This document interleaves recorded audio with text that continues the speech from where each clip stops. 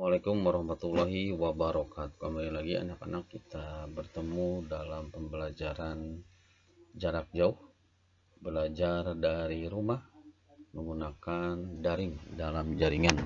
Semoga kuotanya masih bertahan. Bagi yang belum habis kuotanya, silahkan diisi dulu, karena video-video yang Bapak sampaikan dalam pembelajaran ini ada di channel Bapak. Jadi kalian bisa membukanya kapan saja dan di mana saja dan dalam waktu apa saja itu bisa dibuka. Yang penting ada kuotanya ya. Yang jelas anak-anak, kita tetap semangat dalam belajar walaupun belajar dari rumah. Walaupun kangen bertemu dengan teman-teman, bercanda, tawa dan sebagainya. Tapi bagaimanalah, ini sudah menjadi kebijakan dari pemerintah daerah bahwa kita harus tetap di rumah, karena hari semakin hari yang terkena penyakit COVID ini semakin banyak. Kita doakan saja supaya mereka yang terdampak COVID mudah-mudahan cepat sembuh, amin ya Allah ya rabbal alamin. Baik anak-anak, sebelum belajar kita baca surat Al-Fatihah. Bismillahirrahmanirrahim. Alhamdulillahirabbil alamin, arrahmanirrahim, maliki yaumiddin. Iyyaka na'budu wa iyyaka nasta'in. Ihdinas siratal mustaqim, siratal ladzina an'amta 'alaihim ghairil maghdubi 'alaihim waladdallin. Amin. Allahumma shalli ala sayyidina Muhammad wa ala ali sayyidina Muhammad. Allahumma shalli ala sayyidina Muhammad wa ala ali sayyidina Muhammad. Allahumma shalli ala sayyidina Muhammad wa ala ali sayyidina Muhammad. Rabbi zidni ilman warzuqni fahman warini rusdan. Tetap berperilaku hidup bersih dan sehat, selalu menjaga kebersihan lingkungan, kebersihan badan, pakaian, dan tempat tinggal kita. Sering cuci tangan menggunakan sabun dan air yang mengalir. Kau tidak bosan-bosan untuk menyampaikan ini supaya kalian menjadi terbiasa mencuci tangan. Itu demi kebaikan kalian juga ya. Untuk baik, selanjutnya kita akan silakan menyanyikan lagu kebangsaan Indonesia Raya.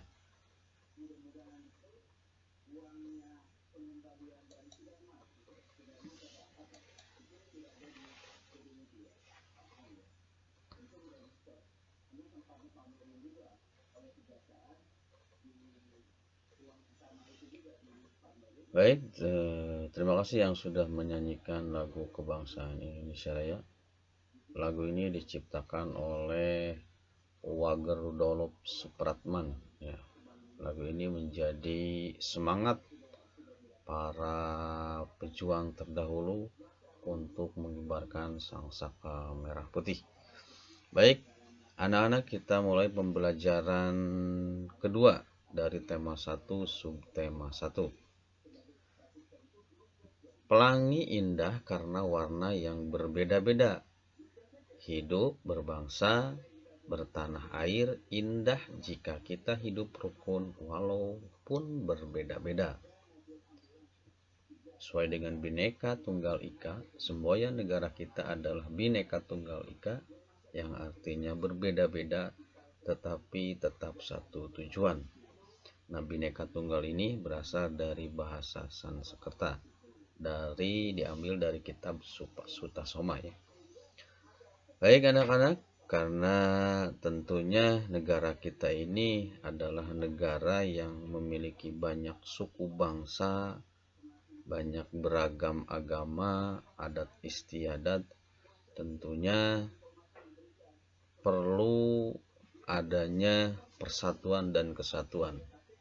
Hal ini sesuai dengan dasar negara Republik Indonesia, yaitu Pancasila, sila yang ketiga, bahwa seluruh rakyat Indonesia bersatu dalam persatuan dan kesatuan, saling menghormati, saling menghargai sesama teman, sesama orang yang berbeda agama ataupun berbeda suku, bangsa dan sebagainya.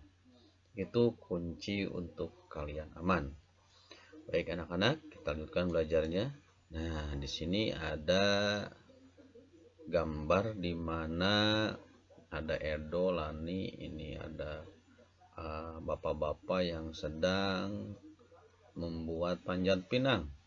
Nah, apalagi di hari kemerdekaan ini tentunya banyak sekali yang mengadakan perlombaan demi memperingati HUT kemerdekaan yang ke-75 ya. Nah, apakah di daerah kalian mengadakan perlombaan dalam rangka memeriahkan HUT kemerdekaan? Ya, kalau ada berarti itu adalah ciri bangga sebagai bangsa Indonesia dan mencintai bangsa dan negara Indonesia. Baik anak-anak, gambar ini menandakan persatuan, bersatu ini. Kalau membuat panjat pinang ini tidak bersatu, tidak akan selesai-selesai, maka perlu ada gotong royong ya. Harus ada persatuan dan kesatuan antar warga demi terciptanya sebuah kegiatan untuk kepentingan bersama. Nah, di sini ada teks, kalian boleh baca teksnya di buku tematik ya, tema 2. Perbedaan yang menguatkan. Kampung Cempaka adalah sebuah kampung transmigran. Warganya berasal dari berbagai daerah padat di Pulau Jawa. Hal itu menjadikan mereka berbeda suku maupun agama. Nah, di sini ada kata transmigran. Transmigran itu berasal dari kata transmigrasi ya. Bisa dikatakan transmigrasi. Transmigrasi itu adalah perpindahan penduduk dari satu daerah ke daerah lain, dari satu provinsi ke provinsi lain. Ada yang dinamakan urbanisasi. Ya, urbanisasi adalah perpindahan penduduk dari desa ke kota. Nah, jadi sekarang itu banyak orang-orang desa yang tinggal di kota, apalagi di kota Sukabumi. Orang-orangnya banyak yang berasal dari daerah kabupaten, mereka banyak yang tinggal di kota. Baik, kita lanjutkan. Di kampung Cempaka hiduplah 5 orang sahabat. Ada Asna yang berdarah Sunda, Utami dari Bayuwangi, Tony seorang anak etnis Tionghoa yang sebelumnya tinggal di Semarang, Wande dari suku Tengger di Jawa Timur, dan Marta, anak seorang pendeta yang dahulunya tinggal di Solo. Di kampung Cempaka, rumah mereka bersebelahan dan mereka pergi ke sekolah yang sama. Itu sebabnya mereka sangat akrab. Mereka suka bermain bersama dan sering menghabiskan waktu di rumah satu sama lain. Meskipun berbeda suku, kebersamaan begitu kental terlihat dalam keseharian mereka. Bersama anak-anak lain di kampung Cempaka, mereka setiap akhir minggu berkumpul di balai utama kampung. Biasanya, selain berolahraga bersama, mereka juga kerap berkeliling ke rumah warga, membantu melakukan apa saja yang dibutuhkan warga. Kadang-kadang mereka membantu warga lanjut usia, sekedar membereskan rumah atau menyiapkan makanan. Sesekali mereka juga membantu orang tua yang sedang bekerja bakti membersihkan lingkungan. Dari Tony mereka belajar menari barongsai. Lalu mereka ajarkan tarian itu kepada anak-anak sekampung. Sementara itu, setiap tiba saat panen, Wande dan keluarganya akan sibuk memimpin warga membuat tumpeng gede, yaitu nasi khas dari daerah Tengger yang dibuat untuk mensyukuri berkah Tuhan dalam wujud panen raya.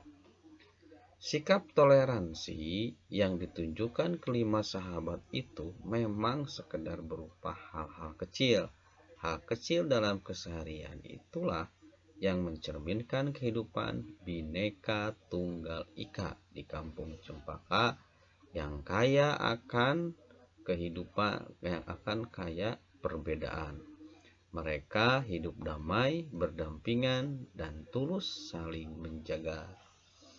Nah, dari teks ini tentunya kalian bisa memahami bahwa di tempat atau di kampung Cempaka ini orang-orangnya berbeda-beda, berbeda suku, berbeda agama, berbeda etnis, tapi mereka ini, sahabat yang 5 ini, bisa hidup rukun dan memiliki sikap toleransi.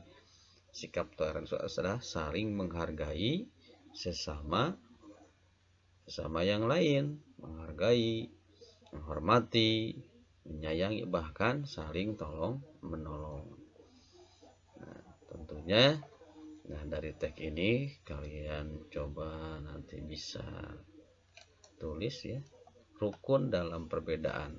Rukun ya, hidup rukun walaupun berbeda antara suku bangsa, dari agamanya, etnisnya, dari bahasanya, asal daerahnya. Mereka tinggal di tempat transmigran di kampung Cempaka ini, mereka bisa hidup rukun walaupun dalam perbedaan. Nah, coba kalian pahami rukun dalam perbedaan itu dengan menjawab pertanyaan. Apa perbedaan yang ada dalam teks perbedaan yang menguatkan? Teks ini ya. Nah, nanti kalian tulis apa perbedaannya. Nah, yang kedua, bagaimana kalian menyikapinya? Nah, bagaimana menyikapinya? Silakan tulis dengan bahasamu sendiri ya. Jawab. Yang ketiga, apakah ada manfaat hidup rukun? Kalau ada, silahkan kalian sebutkan. Manfaat hidup rukun adalah 1 ini, 2 ini, 3 ini, dan seterusnya ya. Silahkan nanti kalian bisa tulis di buku tulis kalian agar bisa memahami perbedaan yang menguatkan ya, rukun dalam perbedaan ini. Baik, kita lanjut anak-anak. Bacalah teks berikut. Nah, tadi dikatakan bahwa seorang etnis Tionghoa yaitu Tony ya, mereka mengajarkan tari kepada teman-temannya dan teman-teman juga mengajarkan tari kepada yang lain. Nah, ini adalah saling membutuhkan satu sama lain. Nah, di sini ada jenis tarian ya, tari lego-lego, tari adat alor bermakna persatuan. Ya, lego-lego, tari adat alor bermakna persatuan. Tarian adat adalah salah satu kekayaan budaya yang disampaikan secara turun-temurun dari nenek moyang. Tarian adat kerap memiliki pesan dan makna yang luhur. Salah satunya ada pada tari lego-lego di Kabupaten Alor, Nusa Tenggara Timur atau NTT. Tarian ini ditunjukkan untuk mengajak masyarakat bersatu membangun kampung dan negeri. Pada masing-masing kawasan di Kabupaten Alor terdapat gaya tari dan nyanyian yang berbeda-beda, namun formasinya tetap sama, yakni lingkaran. Masing-masing nyanyian dan pantun yang diungkapkan saat menari memiliki arti serta harapan yang berbeda-beda. Beberapa literatur menyatakan bahwa tarian ini sempat menjadi tari perang. Sekarang tarian ini lebih sering digunakan untuk menyambut tamu. Jadi tari lego-lego ini yang dari daerah Alor, Nusa Tenggara Timur, ini adalah tarian untuk menyambut tamu. Ketika ada tamu baru, baik dari provinsi mana, disambut dengan tari lego-lego. Nah, tamu disambut oleh masyarakat yang dituakan, lalu diajak menuju sebuah pohon besar yang rindang dengan beberapa warga perempuan yang berpegangan tangan mengelilingi pohon. Tamu dipersilahkan untuk ikut serta dalam tarian tersebut dengan gerakan kaki yang diatur sedemikian rupa. Penari akan bergerak mengitari pohon pas saat yang sama sirih Sirih pinang dan minuman sopi ditawarkan. Gerakan kaki dan nyanyian di masing-masing daerah bisa saja berbeda, namun bentuk formasi lingkaran dan komponen tradisional lainnya tetap sama. Di dalam lingkaran ada 3 lelaki yang memiliki tugas berbeda. Ada pemukul gong yang nadanya akan digunakan untuk menghitung langkah penari. Kemudian ada seorang laki-laki yang bernyanyi sekaligus mengucapkan pantun. Dan seorang lagi bertugas membagikan sirih pinang serta minuman sopi. Selain menjadi identitas setiap suku, tarian ini menjadi salah satu identitas pemersatu masyarakat Alor yang punya mimpi agar masyarakat dan pendatang terus bersatu membangun kampung serta negeri. Dan ternyata tari Lego ini memiliki pesan ya yang sangat luar biasa sekali. Itu ada di negara kita, yaitu tepatnya di Nusa Tenggara Timur. Baik, kita lanjutkan. Nah, seorang penari harus memperhatikan perpindahan pergerakan dan pergeseran posisi saat menari. Pola lantai adalah pola denah yang harus dikuasai oleh seorang penari dan berfungsi untuk membuat posisi dalam sebuah ruang gerak.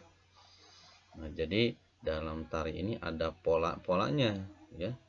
Jadi kalian harus bisa pahami, oh tarian ini polanya seperti apa. Nah, ini ada yang disebut dengan pola lantai vertikal atau lurus ke sini ya. Jadi penarinya lurus ke belakang. Nah, salah satunya adalah tari klasik banyak menggunakan pola lantai vertikal. Penari membentuk garis vertikal, yaitu garis lurus dari depan ke belakang, atau sebaliknya.